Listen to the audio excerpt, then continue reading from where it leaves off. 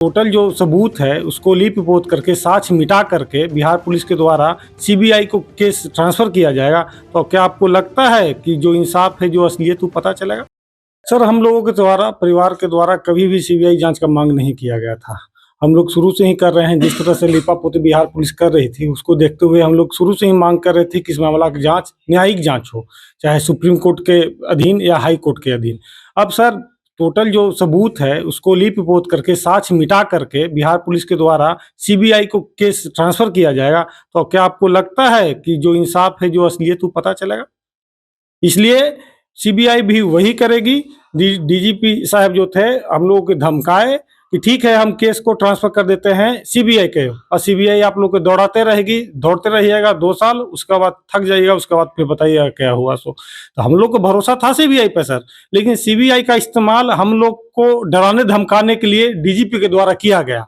इसलिए भरोसा अब सर सीबीआई पे भी नहीं है, और जिस तरह से काम यहाँ पे एसआईटी किया है वही काम सीबीआई भी दोहराएगी। क्योंकि आप समझ सकते हैं कितना दिन में पूरा साक्ष्य मिटा करके केस को बिहार पुलिस ट्रांसफर कर रही है कहाँ, सीबीआई को। उस पूरा समूचा तो मिटा दिया सब कुछ। और अगर कोई भी न्यायिक जांच भी हो और सीबीआई अगर जांच करेगी तो एक ही मांग है सर को जी कि हाई कोर्ट के दिशा निर्देश में, हाई कोर्ट या सुप्रीम कोर्ट के दिशा निर्देश में जांच हो। जितना सबूत मिटाया गया है, जो भी मतलब जांच में खामियां हैं, उसको देखते हुए जांच को बढ़ाया जाए, तब इंसाफ मिल सकता है। ऐसे सर हम लोग को कोई उम्मीद नहीं है कि सीबीआई जांच या एसआईटी जांच से कुछ होने जाने वाला है।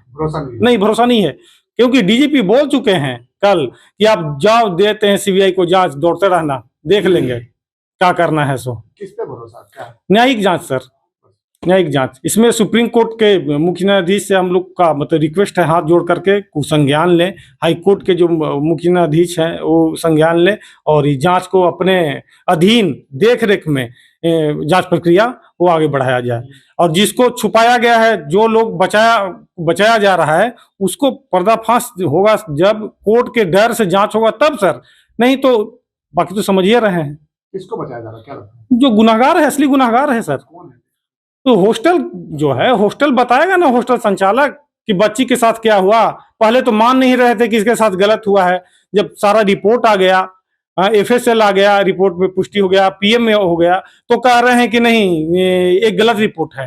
हाँ, तो हम लोग बोले कि तो किसका रिपोर्ट आप मानिएगा? प्रभात मेमोरियल का रिपोर्ट मानेंगे। ये वक्तव्य है डीजीपी साहब का। बताइए सर, क्या लगता है सर, क्या मंशा है? मंशा है इसमें जो भी लोग शामिल हैं, बहुत प्रभावशाली लोग हैं, समझे ना। उनको बचाने के लिए पूरा प्रशासनिक तंत्र, पूरा सरकारी तंत्र मिला हुआ है सर। और ये तो है, साफ जाहिर होता है कि मामला ठंडा बस्ता में चला जाए, इसलिए सीबीआई को सौंप दिए, जो किरकिरी नहीं हो।